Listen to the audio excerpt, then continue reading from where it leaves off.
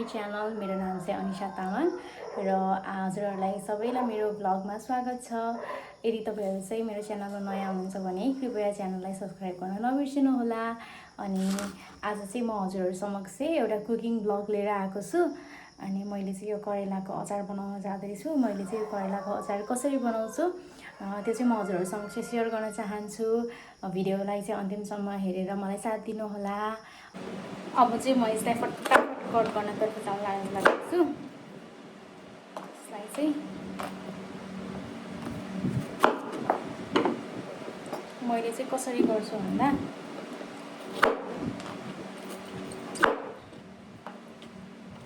यसरी काट्यो हैन।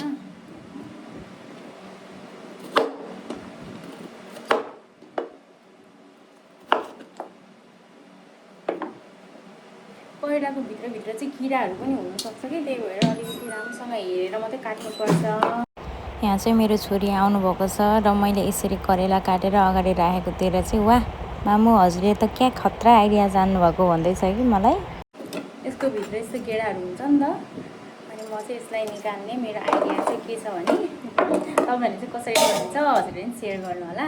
मैले चाहिँ यसलाई यो पिलर लियो हैन। अनि पिलरको यो भागबाट यसरी घुसायो अनि यसरी राउन्ड राउन्ड राउन्ड गर्यो अनि निकाल्यो। सडक्क गयो। यस्तो इजी हुन्छ क्या।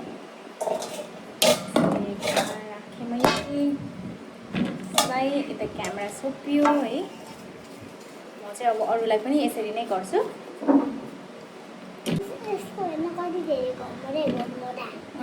मेरो छोरीले यसको हेर न कति धेरै घमाइरा अरे तिम्रो जस्तै है।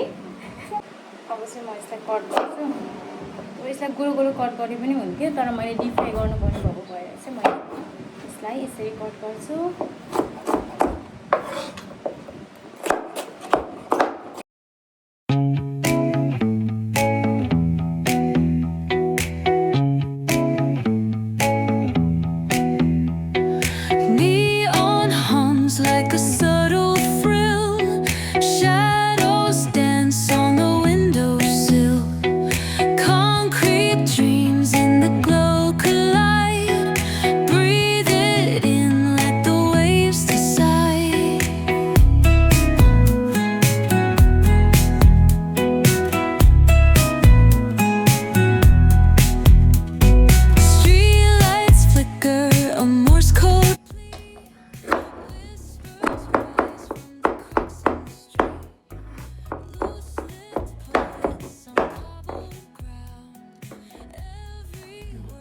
मैले चाहिँ कटिङ गरेर सकिसकेँ।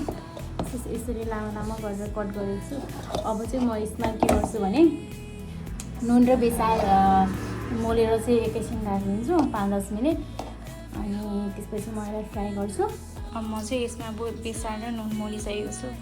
अनि यसलाई चाहिँ 10 मिनटको लागि एकछिन ढाकेर राखिदिन्छु।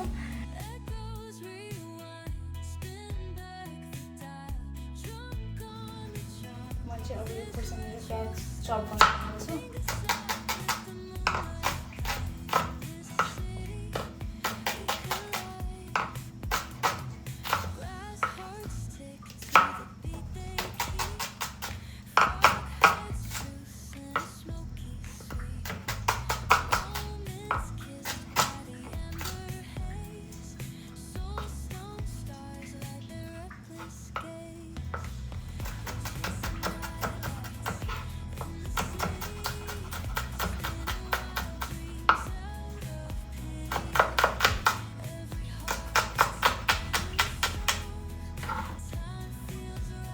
मैले खुर्सानी र प्याज चप गरेर सकिसकेँ।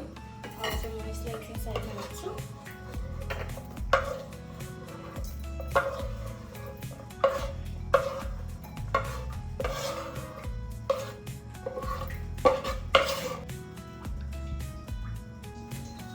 अब चाहिँ यो म करेलालाई फ्राई गर्न जाँदैछु।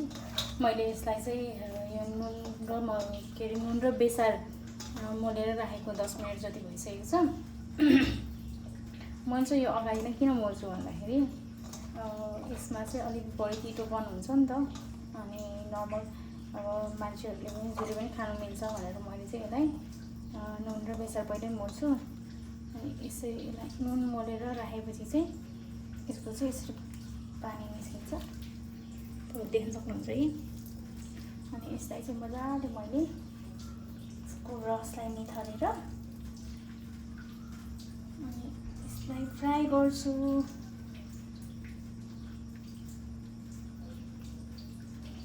यसलाई चाहिँ अलिक बेरसम्म राख्न पायो भने चाहिँ अझै राम्रोसँग जान्छ अनि ठिको पनि अलिक कम हुन्छ कि खाने बेलामा।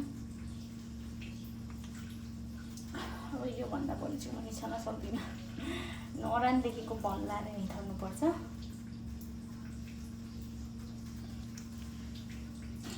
म चाहिँ यसलाई फ्राई गर्छु है त।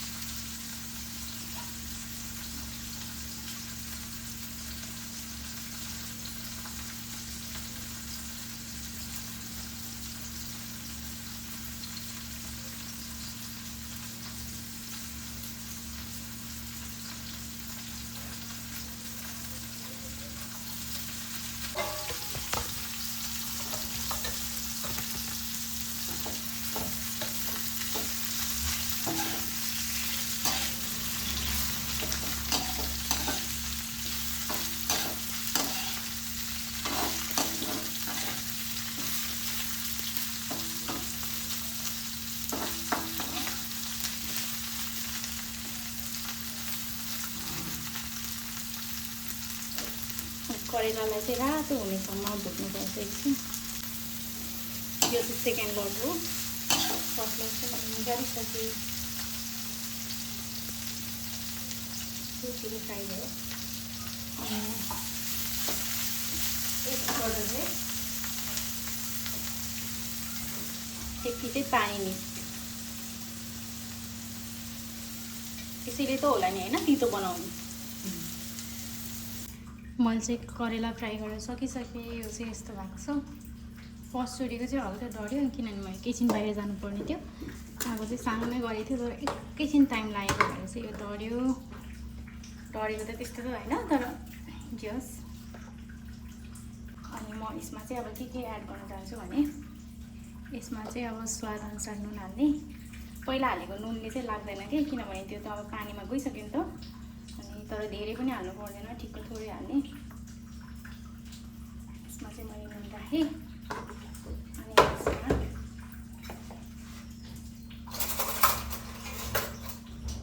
यसमा चाहिँ यो चाहिँ तिल हो, सेतो तिल।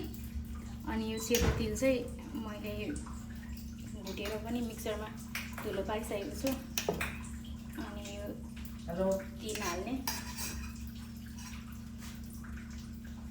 तिल हालेँ मैले यसमा। यो चाहिँ गाउँको लोकल चुक हो। दिदीले पहिला पार जाँदाखेरि लिएर आइदिनु भएको थियो। यो पनि राखेँ मैले।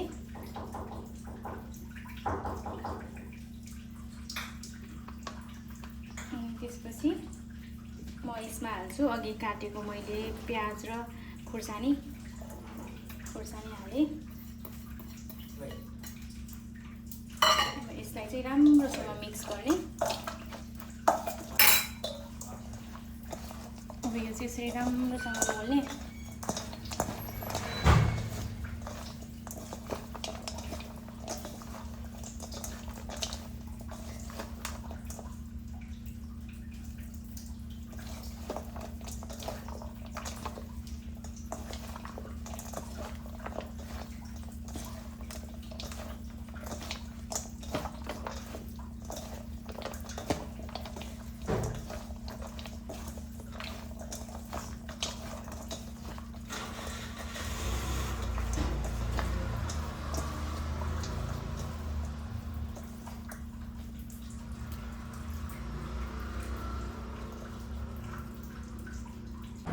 मैले चाहिँ अचार बनाएर रेडी गरिसकेँ। तपाईँहरू देख्न सक्नुहुन्छ यो चाहिँ यति भएको छ। यो चाहिँ यति मिठो हुन्छ कि, तर मैले चाहिँ यो खान पाउँदिनँ किनभने मेरो चाहिँ प्रेसर एकदमै लो छ। अनि मैले यो एउटा दुईवटा पिस खाएँ भने पनि म चाहिँ लट्ठै हो फेरि। त्यही भएर घरमा चाहिँ सबैजनाले खानुहुन्छ, छोरी र मैले चाहिँ खाँदैनौँ। बच्चालाई त दिने कुरा भएन नि त, अब दिन त मिल्छ होला, तर मैले चाहिँ दिँदिनँ छोरीलाई। अनि मैले चाहिँ मेरो प्रेसर लोको कारणले गर्दाखेरि खान पाउँदिनँ। अनि आजको मेरो यो छोटो भ्लग हजुरहरूलाई कस्तो लाग्यो, अनि तपाईँहरूले यदि यसरी करेलाको अचार बनाएर खानुभएको छैन भने चाहिँ कृपया एकचोटि चाहिँ ट्राई गर्नुहोला। यो चाहिँ मिठो हुन्छ। अनि त्यसपछि जोगैले चाहिँ खान सक्दैन, किनभने करेला त हल्का तितो नै हुन्छ नि त स्वाद त, अनि हल्का तितो नै हुन्छ नि त स्वाद त। अनि त्यही भएर जसलाई चाहिँ करेला मनपर्छ उहाँहरूले चाहिँ एकचोटि यो रेसिपी ट्राई गरेर खान सक्नुहुन्छ। अनि हजुरहरूलाई मेरो यो भ्लग चाहिँ छोटो भ्लग चाहिँ कस्तो लाग्यो कृपया कमेन्ट गर्न नबिर्सिनु होला। अनि यदि तपाईँहरू मेरो च्यानलमा चाहिँ नयाँ हुनुहुन्छ भने मेरो च्यानललाई सब्सक्राइब गरिदिनु होला। यति भन्दै म मेरो भ्लग चाहिँ यहीँ एन्ड गर्न चाहन्छु। Bye, take care, see you in next vlog.